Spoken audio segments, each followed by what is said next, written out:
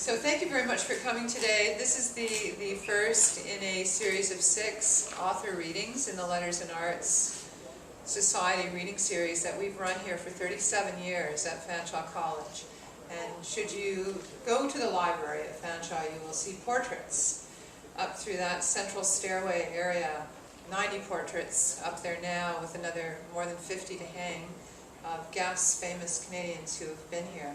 Maybe some not so famous. Some of you may have never heard of Scott Bakker, but I hope by the end of 50 minutes you will have a better appreciation for him as a writer. He's a mid-list author, which means that he can pay the mortgage on his house by writing. Although I think your wife also has a job, does she not? Oh, yes. Yes. You have a child going on 2 years old. Scott's from this area of Ontario, growing up on the kind of northern shore of Lake Erie, near Hawk Cliff, which used to be one of his favorite stomping grounds. Anyone who's done amateur astronomy would know Hawk Cliff, because we set up telescopes there occasionally and have a look at the stars, because it's a great place. It's also a good place for, what is that called, crop touring? What do you call that? Crop dusting? That's what we called it, yeah. Yeah, we called it crop touring in Essex County, where people go out with beer in the car and make out in the car, and the police go down there every once in a while, sort of a dead-end route. But Scott probably knows that more from your childhood and hanging around. Well, I mean, last week maybe. Well, you can tell he's a pretty laid-back guy, and I won't talk too much more about him, because there are many, many questions that you should be asking him about his being a writer and how he came to make money at it, and whether or not it's a thing that is still happening today, whether books are going out of fashion, if it's still possible to be a writer in this day and age and make some money at it, or if you have to get another job. But Scott's into a lot of different things. He's gave us a little list of them over at Carrie's. Some people were there, and I'm sure you guys didn't know about that, and you had to come over. But anyway, welcome very much, Scott, and we'll let you go.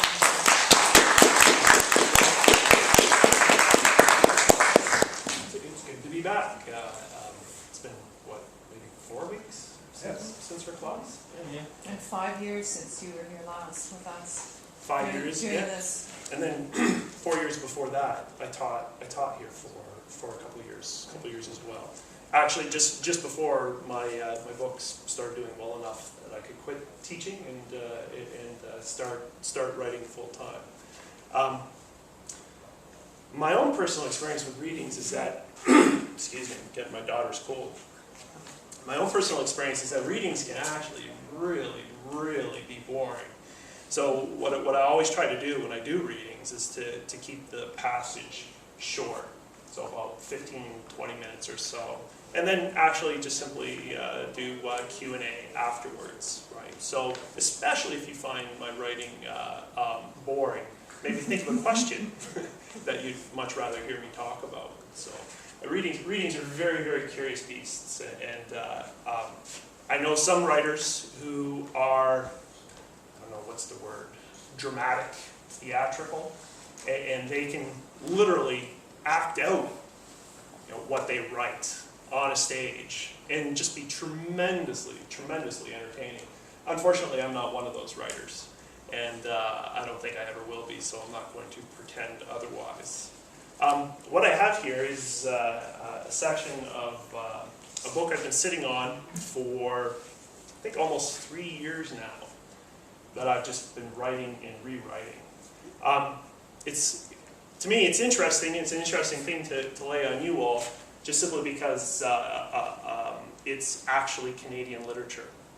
And if you write commercial fiction in this country, if you write genre fiction, like I do, one thing you realize very quickly is that it's strange actually being a professional writer in a country that has, like Canada does, an official literature.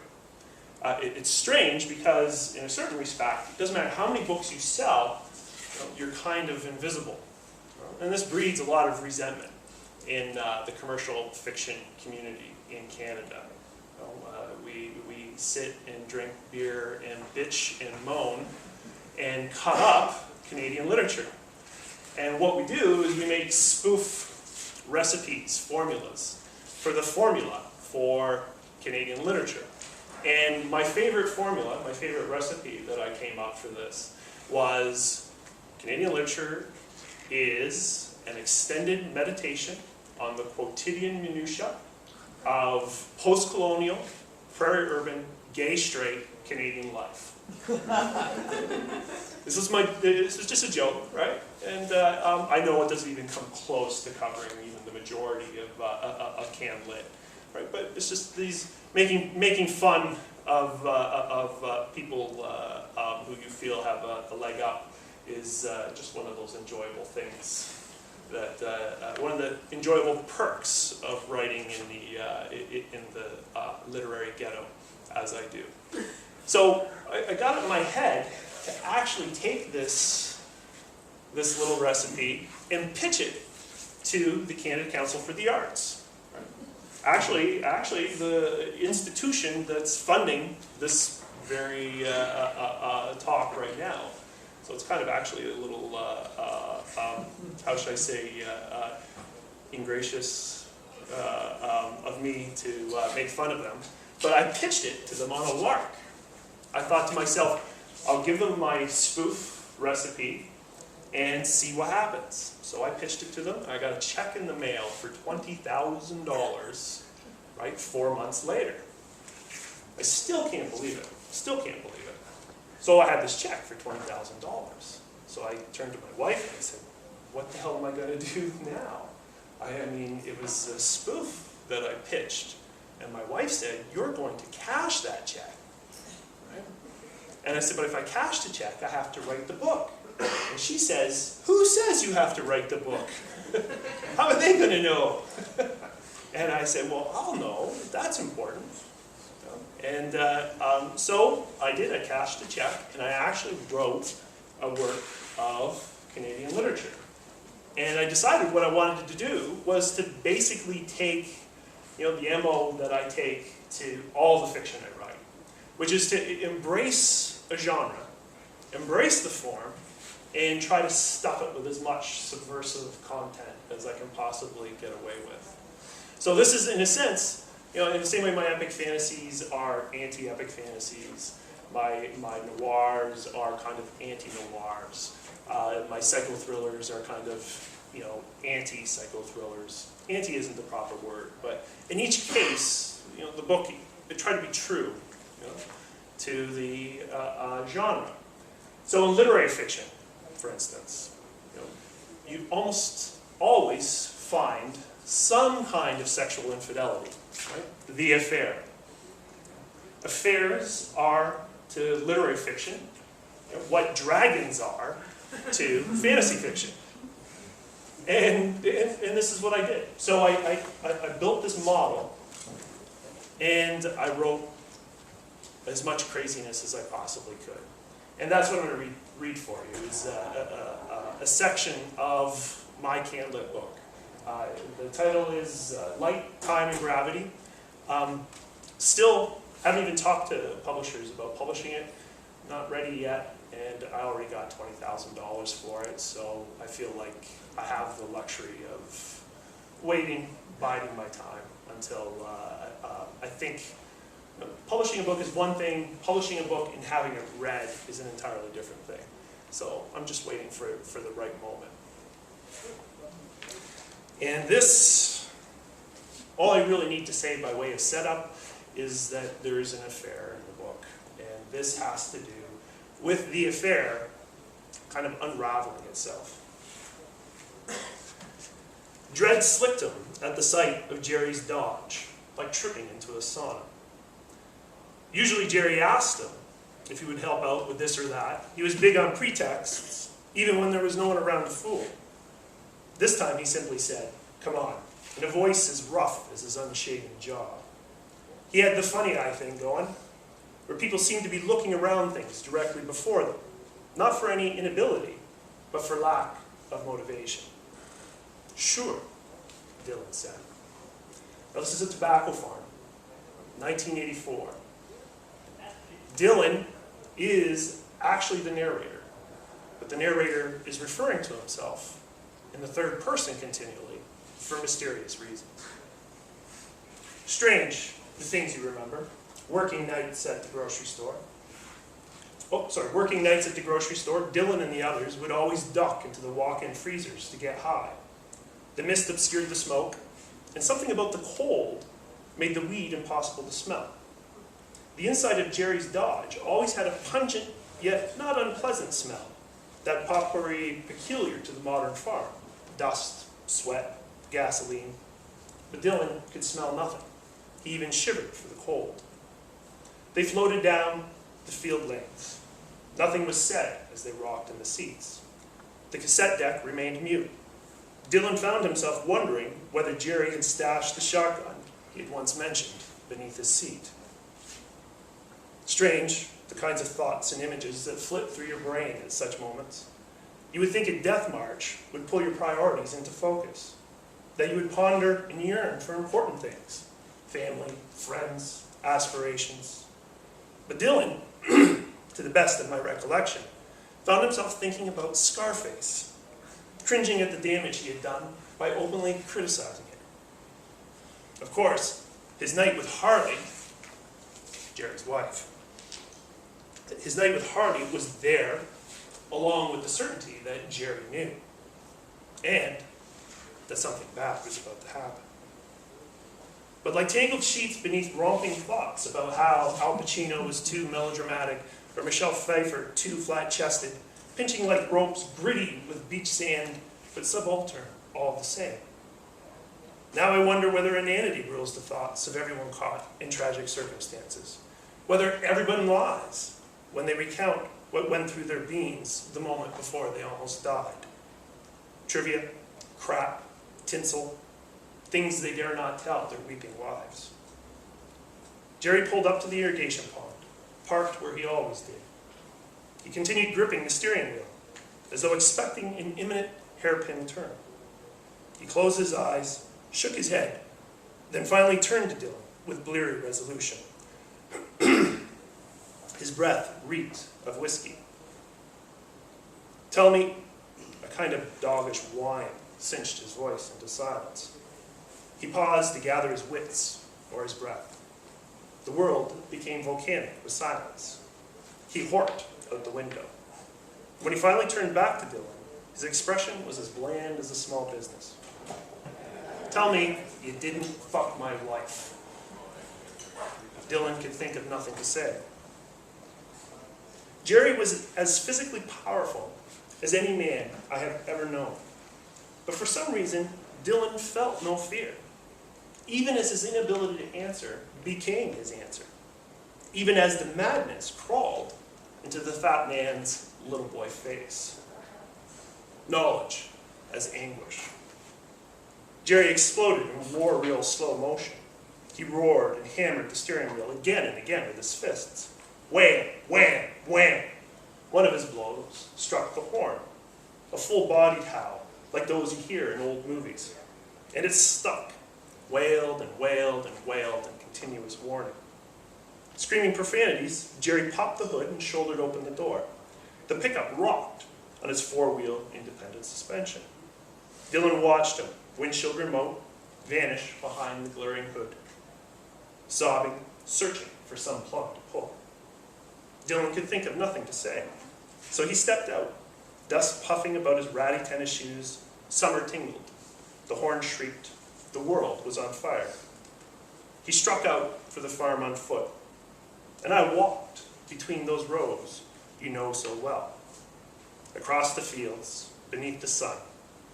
The world had smell again, and it sickened me, so I paused to light a smoke. The player's light. I breathed deep the sharpened blue, exhaled the fuzzy and gray. That always did the trick. Tobacco for tobacco. It was all a matter of processing. To this day, the sound of certain horns seems to pass through the tissue of hearing and strike bone, the very architecture of who I am. Strange, the ways we remember, the gravity of things, the light. I know Dylan thought of many things crossing that field alone, but the only thing I remember was the thought of Harl and Jerry standing together, how a tinkle of fear would drop through him because he was so big and she was so small. He thought of the way she could cow him, as slight as she was in his shadow. And this struck him as so beautiful that he almost cried. Hers was the bigger fury. For whatever reason, the most obvious thought never occurred to him until he reached the kiln yard, walking in the green-black shadows of the kilns, listening to the hiss and rumble of their furnaces, the rattle-rush of their fans, listening to them cure. Who? Who told Jerry? Who would do something like that? He risked the gravel lanes, slouched to the barn. Rather than open the screen door to the bunk room, he called through it.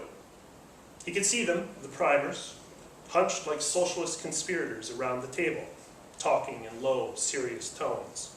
About him, no doubt. And Jerry. And Harley. The horn continued to peal in the distance, on, like an alarm clock in an empty house. When I blink, I can see Jerry sitting in the dust, weeping, waving his smoke in random, collapsing ovals, inhaling blue. Cutter, Dylan called. It was his turn to pull a heavy. Cutter, come out here. I need to talk to you. Remarkable, really, when I reflect on it, the amount of self-possession he expressed in that moment. But that's the thing about guilt. It makes you cold. We so often forget that courage is a function of self-preservation. Weirds, Ma, the man said, booting open the door the way everyone did.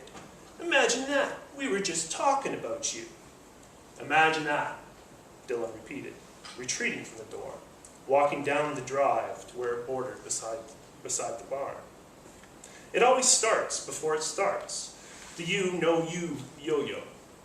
We carry it in our tone and our posture, the mien of the persecuted, teeth gritted behind a slack face, gaze daring. Before mouthing the voice of God, you must ape his attitude. Not so different from this, really. So what's up? Cutter asked. A nervous glance at the screen door. Privacy was irrelevant, Dylan realized. But the habits of discretion are the hardest habits of all. The thin blare of the radio, Tears for Fears, relieved him. You told him, Dylan said. Shout, the radio rasped. Let it all out. Don't you remember that song? Before your time, probably. Cutter squinted. A heartbeat of silent laughter. Then the man remembered himself. He's my friend. Who the fuck are you? I thought, fist balled beneath an accusing finger, eyes wagging heavenward. You thought wrong. No, you're the fuck. Let me guess. I betrayed you. Listen to yourself. You fucked her, man. He wrapped his expression around something like outrage and astonishment, but his teeth were too carnivorous to make it convincing. You fucked hard. Inside versus outside. Even in this reversal, Cutter was utterly consistent. Convenience had always been the axiom of his coalition building. As soon as his friendship with Dylan became inconvenient, he suddenly realized that Dylan had never been his friend. An enviable genius, if you think about it. Guilt ties us to so many fools. Those of you who have been in fistfights know that things are rarely clear in instances of physical confrontation. The boundary between words and fists is far muddier than any law or fiction allows. You never think, and now I'm going to hit him. You simply find yourself hitting him. 1 second you're standing there talking, shouting. The next second you're standing there wailing, as if the transition were as natural and as inevitable as your bodily functions. Dylan cracked Cutter hard in the cheek, and he staggered back, arms and elbows raised to shield his face. Savagery had seized Dylan, as vicious and as pointed as all animal acts. Fucker, he spat, speaking the word in its native voice. Cocksucker. Whack, whack, whack. Perhaps it was the outrage. Perhaps it was the arm wrestles that had emboldened him. Perhaps it was love. Either way, for a moment, Dylan was utterly certain that he could pound Cutter, hammer him into abject submission, show him who was stronger, who was right. Then it hit him the way it always did, the hesitation. His fists suddenly became light, balloon buoyant. Those of you who have been in multiple fistfights know how it works, how winning evaporates, becomes a disjoint dance of strikes followed by strikes, how it steams into losing. Haze, decoupled shock. There's no pain, too much adrenaline for that. Just concussions stripped to their physical essentials. Tissue deforming, springing back, capillaries snapping, shearing like rebar and mammalian concrete. Edemas forming. Confusion and disorientation. The first real pain Dylan experienced came from scraping his palms on the gravel as he toppled out of a pirouette. His body clutched and cringed to protect itself from the boots to the face. But aside from a certain heat and thickness, the kicks were devoid of content. He remembered the sound of gravel cracking beneath his work boots. He remembered the taste of dust across his gums. He remembered flinching beneath Cutter's sun-spiced shadow. The man laughed the way a hockey player might after a great shift on the ice. Just a game, but still. Pussy, he cackled. Proud of yourself, eh? Eh? He spat into the grass, laughed. Fucking pussy faggot. Then ambled away, hunched against the breeze to light another cigarette. Dylan drove home, trying not to cry. What the fuck? What the fuck?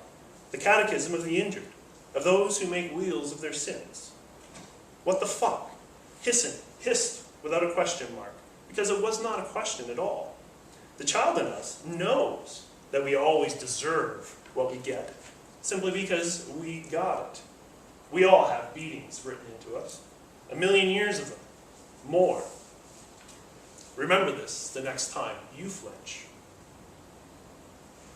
An event can bend you, warp your grain across its horizon, make you so heavy that you drop through the damp fabric of friendship and family, even as it renders you weightless, like smoke sucked through a fan. An event can make you pretty much anything. A son, a traitor, a hypocrite, a theorist, a killer. Dad roused us early in the morning, before he had time to drink. Gloom hooded the windows, painted the gray world with the gold of reflected interiors. He made us 2 cups of tea, but no breakfast. Some days make your limbs feel small. Some clouds drag premonitions, a hand-wringing sense of long, long falls. Sometimes you simply look up and out, and your eyes enumerate the scale of all the empty spaces.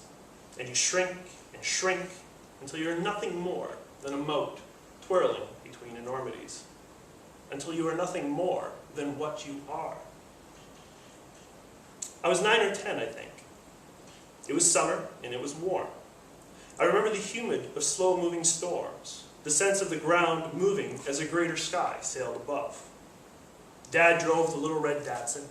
Johnny and I sat scrunched side by side in a seat meant for one, down the gravel road leading to Ox Cliff. Coincidence, huh? He was calling above the tin can roar, telling us about the riot he and his buddies had had the day before. The waves, he said. Wait until you see the waves, kid. Whoa, Johnny shouted, as the little truck dropped into the gully that marked the halfway point. I peered forward, waiting for the line of the lake to rise above the ribbon road. Then there it was. The grasses humped over wandering stacks of land, the gray plate beyond, the too close horizon. Erie, our sweaty queen. We ran out of road, so we walked until we ran out of ground. As always, the bluff came to us as a line hanging against air, a pre-Renaissance nightmare come true. We stopped at the edge, our ethereal insides warbling in the gusty wind. We looked down, felt things break and burst, and Johnny laughed, whoa. We looked out, saw great incisors of earth, a parade of them dropping into the haze. We saw the waters spanning the horizon. The world always ends in water. We stood, squinting up at the gulls, or peering down, savoring the hum of gravity. We laughed at our daring.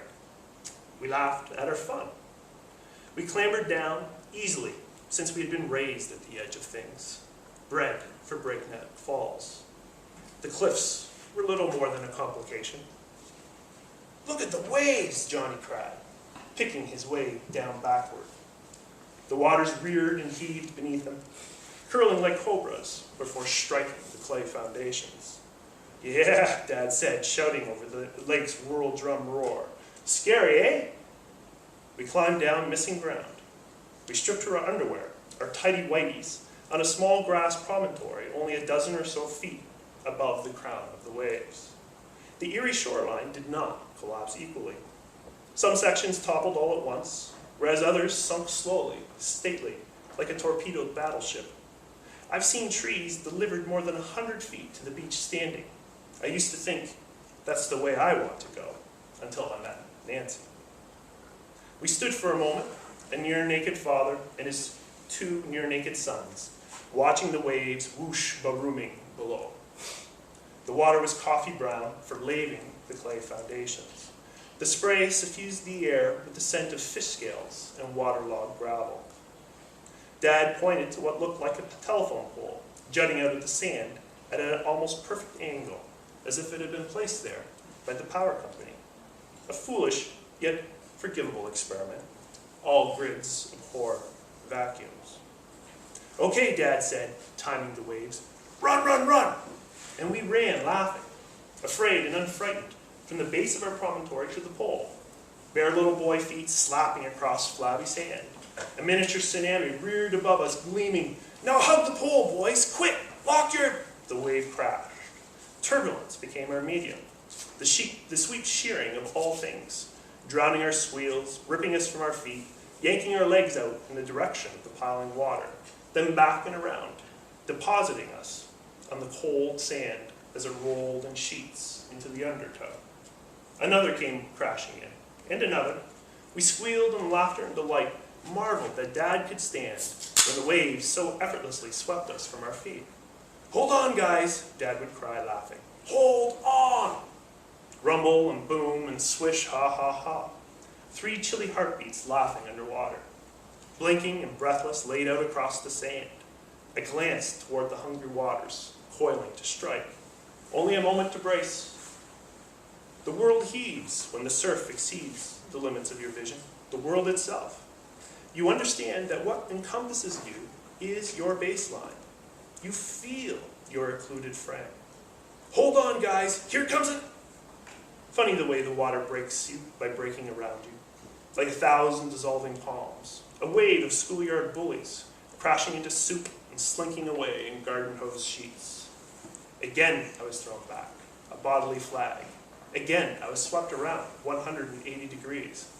Only this time, as the wave receded, I could feel Johnny's slight form slip greased and frantic across mine, drawn with the water back to the deep. Dad, I shrieked from the sand. Dad! Johnny! And I glimpsed him 12 feet away, my little brother, stunned on the gray plain, coming to his rump, glancing up at the next towering wave, the shining beauty. Dad! But he was already running, leaping beneath the curl, monkey small in the crashing shadow, his fingers outstretched. Boom. I rode the watery confusion alone, sucked cold between my clenched teeth. And when the choking curtains were drawn away, there he was, Dad, standing, with one arm wrapped around the pole, his legs like foundations, his white skin shining in the ambient light. Johnny, a wailing sack beneath his left arm. Ready to go home, Dylan? The hero's rueful laugh. One more and we run for it. I tell people this story, and without exception, they marvel at the irresponsibility of my father. Perhaps they should. I know my mother screamed that night, an outrage as old as maternity. How, Frank, she wept. How could you? But this strikes me as predictable. Children have always been Bibles. What I marvel at is the trust. That's it.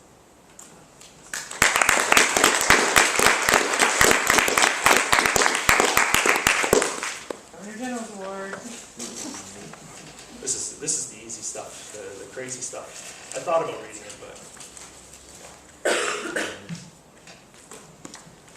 So, quite a bit different from my fantasy stuff. So people who are accustomed to my fantasy, it might be a little It's a little sideways surprise, but you have to expand your horizons, right? As my agent says, that's the worst thing a writer could do, is try to expand their horizons. Yes? How was that transaction for you? Like just from going from fantasy to just like a complete different view of it? Surprisingly easy, I guess. It's one of these things where I've actually tried. I actually have like a bunch of failed attempts to write a book. The way it works is that your name kind of gets passed around, in these editorial communities, and people start hearing about you, and then it's like, oh wow, geez, I wonder, what Scott Bakker's up to. And my agent, he'll be at the Frankfurt Book Fair, or the London Book Fair, or at a party or something like that, and an editor will ask him if I'm up to anything, and say, they'd like to buy a book. At one point, I'd actually sold 4 books. I hadn't written any of them. I remember even thinking, what the hell am I doing? My agent's like, look, seriously, in this business, if people want to buy something from you, you sell it. You sell it. If it takes you 4 years to finish those 4 books, so be it. We'll make sure it's all in the contract. So I've sold books that I hadn't even written, and so I've tried to actually write the book after the fact, only to find out that the voice isn't there. And you bang your head at it, and it doesn't come. And then all of a sudden, maybe you smoke a J, maybe you're talking to a buddy, right? Maybe you're just simply watching, Twilight, right? Twilight. What book was it I got? A book idea I got from Twilight. I can't remember. I haven't sold it yet, though. But anyways, an idea will hit you, and boom, for some reason, it eats you up, and the story writes itself. And that's the case with this. I made the pitch to the CCA, Canada Council for the Arts, and this is the book I wrote. And thank God no one actually checks. Yeah? How long did it take for you to get from just writing the actual works and attempting to sell them to being approached preemptively? Well, what's really what includes that transition between the two kinds of work? It's yeah, I'm not sure there's like any sort of rhyme or reason to it. It's like there's layers of rumor and reputation, and you have a reputation with a readership, and that really is all that matters in the end. But between that and the readership, there's sort of like your critical reputation, reviewers in the blogosphere or what have you, and then there's your editorial reputation. And it's just the way rumors pass. Sometimes it'll take forever. Like William Gaddis, famous, very difficult American novelist, wrote a book called The Recognitions in 1950. And it wasn't until the 70s that he started getting National Book Awards. It just took forever. There's all kinds of stories where, the writer dies before that happens. I want to buy a book from this guy. Well, he's dead. So in this case, I think it was just, I just received a bunch of really, really good reviews, and I think for whatever reason, that sparked a lot of people at the editorial stage to think that maybe I was going to be the next big thing. And I wasn't, right? I'm still a mid-list author. But they're all looking for the next big thing, the next writer who will be a bestseller, right? So I wish there was a formula, because if there was, I'd sign up, definitely. Yeah, I heard someone say Dan Brown. Dan Brown's a perfect example. Yeah. Specifically in like the Into Nothing aspect of the series, the different nations are very concrete. They feel very real. They feel very unique in their nature, and they feel like actual cultures and actual nations. What was the process you took for that? Did you go on time to sort of sort them all out? And did you do that before you wrote the book, or was that sort of how you wrote the book? Starting at the age of 15, I started playing Dungeons and Dragons, and I was always the dungeon master. And I couldn't stand the modules that you bought. Like, I just hated them. So I would make up all my own adventures, right? And I started just sort of building a world around them. And the whole time, you know, my old man was like, "This is stupid, what are you doing, what a waste of time, blah, blah, blah." I mean, he was all over me all the time about how big of a waste of time it was. And literally, you know, probably about 5 years of work I put into playing Dungeons and Dragons. You know, until my drug use became too extreme for me to actually pursue any sort of organized activity whatsoever. And I had all that work, you know, and when I cleaned my head up and went back to university, for some reason I just felt like I had to make good on that work. And I started writing what became The Darkness that comes before. And then when I got it published, right, I drove to my dad's place, right, and I sashayed into the kitchen, and I grabbed the book, and I said, see, it wasn't a waste of time after all. So really, you know, it was a son's need to avenge his pride with his father that lay at the basis of the world building in Darkness That Comes Before. Yeah? What about all the cultural, society, social and psychological aspects to the internet thing and aspect camper? Where did that all come from? And like, it's quite full of that content. Yeah, I really, you know, the idea of Kellis, right? I mean, Kellis is, he's the heart of that whole series, I think. You know, and you know, it's one of these things that I swear to God, I remember clearly where that idea came from, but I've actually encountered interviews that I've given years back where I've told a different story. And so this might be a false memory, but I swear to God, this isn't a false memory, but it might be.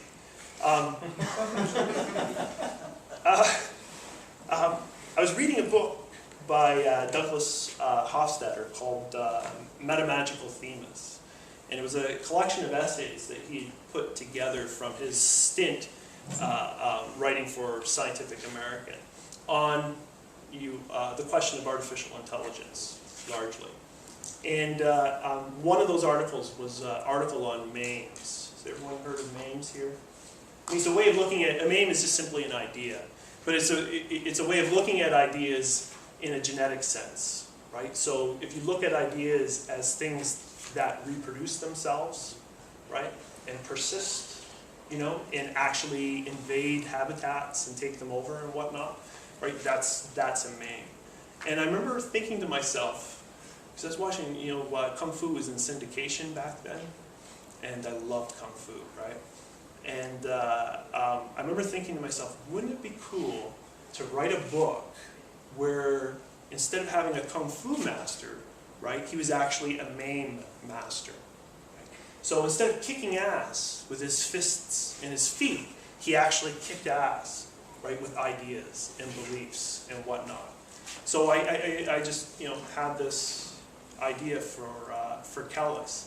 And you know, once you have, I mean, that's a pretty, like I said, I mean, he's a deep character, you know, for that. And once you have that character, simply because he is manipulating everyone around him psychologically, it sort of really forces you to go deep into the psychology of all the other characters. Yeah. I really enjoyed that aspect of the book, because then you can get really into the minds of each character, and each character becomes very enjoyable to hear from, because even if their ideas are so different from our own. Like Nair is that how you say his name? Yeah, that's how I say it. One of my favorite characters. Yeah. But he's the most violent of men. Yeah. So.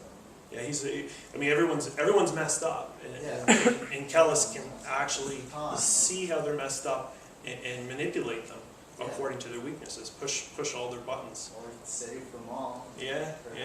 Well, that's the $1 million question. So the story continues. So Scott, on Lost for a little bit, the whole name thing, is that the same thing what Richard Dawkins talks about in Selfish Gene and Matters and whatnot? I can't remember if he talks about Mainz in The Selfish Gene, but all the mechanisms he lays out are the mechanisms that basically people analogize when they talk about Mainz. Okay, cool, then I must have been mispronouncing it all along. Yeah, maybe I'm mispronouncing it. I don't know.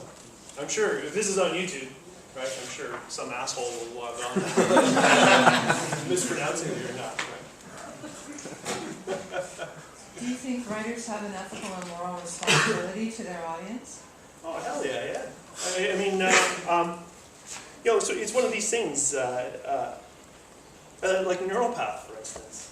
I mean, that book causes me anxiety. I mean, no end of anxiety. Just simply because I worry that, I actually know people who have used that book to rationalize, right, an amoral life. It's all this, because nihilism, right, the question of whether morality is real is one of the central themes of Neuropath. And I try to play the devil's advocate. So I try to make the arguments as troubling as possible. And when you do that, you make them convincing for some people. And with writers, if their book, you get letters, I mean, I do, you changed my life and blah, blah, blah, all sorts of great things happen to me because of your book. And, writers, they just love to take responsibility for that shit, right? Oh yeah, ding, ding, ding, ding, right? My artistic existence has just been vindicated, right? And then when something bad happens, we're like, well, geez, I can't help it. I mean, if a crazy's going to read my book, I mean, what's that got to do with me, right? No, you can't have it both ways. I mean, all communication's an ethical act, right? And a book is just a big, fat, pile of communication. And if it does good, well, then good for you. If it does bad, right? Bad for you. Not that I say authors should be sued, right? Or be held criminally responsible. But by the same token, I think they do bear moral responsibility for what they write. So, yeah. When you first started, having the impetus to actually start writing, saying I'm going to get this published and paid for it, have to be commercially available, did you go through kind of a long process of what do I want to send out, or did you just start a story and see which way you could keep going to a level where you find it? How did you actually get from that to owning the published book? It's weird the way it works. I mean, like in retrospect, it seems that all of my bad ideas I've known all along. That just could be what they call hindsight bias. I mean, we all do that. You think of the things that you've done wrong in the past, and it always seems to feel like you've always known. So I'm not sure I really sort of trust my judgment with regards to that. What I do know is that the ideas that own me, and it makes it tricky for me balancing projects sometimes. Just simply because I'll have a project where, I love the idea still, but I've come up with a new idea in the meantime, and boom, right? Doesn't matter. I open up the laptop, and that's it. That's what I'm working on. And the real vital ideas just seem to have a life of their own. That way. And then that's what the publisher gets. I mean, I've had a couple awkward conversations with editors, where I have to explain how, no, this is really what you wanted, you just didn't know. When I told you that bullshit story about the book I was going to give you way back when, oh, this is the book you really want. Yeah. It changes for me. I mean, You're being rude, because it's 5:02. Oh, okay. Well, for me, timeless ones, right? Like J.R. Tolkien, I will love, just simply because when I was a kid, I kind of had a rough childhood, and that book, I mean, was just, I don't know, it was a sanctuary, right? And so Tolkien will always, I don't care how much people make fun of him, he'll always be, always have a little shrine in my heart. Of course, Frank Herbert's a big favorite of mine, sticking with genre fiction. Literary fiction, Don DeLillo has always been a big favorite of mine. You know, if you get a chance to read White Noise, it's an absolutely fantastic book. Isn't that a movie? Yeah, actually, it's a cheesy film, but it has nothing to do with the book. The book is the book is about a professor of Hitler studies, and the whole thing is sort of a spoof of academic life and academics. So, right now I'm reading David Foster Wallace, and I'm trying to decide if I love him or hate him, or if he loves or hates me. Doesn't feel clear sometimes. And aside from those staples, I'm as bad as American Idol. You know, I have a different favorite every week, right? It just depends on who happens to be on stage. So, and we're out of time, right? Yeah. Sorry.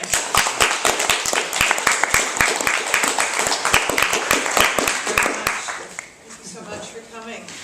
One of the tips that we learn in our writing course is that if you want to publish, you want to write a book like this, you have to sit your fanny down in a chair and write every day. Every day. Every day. And you need an agent, too. Yes. Will help you. You've got to Yes. search out agents because they will help you get published. So I have a book, actually. I don't want to give this away, but I can give it away if someone would like it, with Scott's signature. So first one up here gets 1,000 full thought. It's the third book in the Friends of Nunville series. I got it, but I have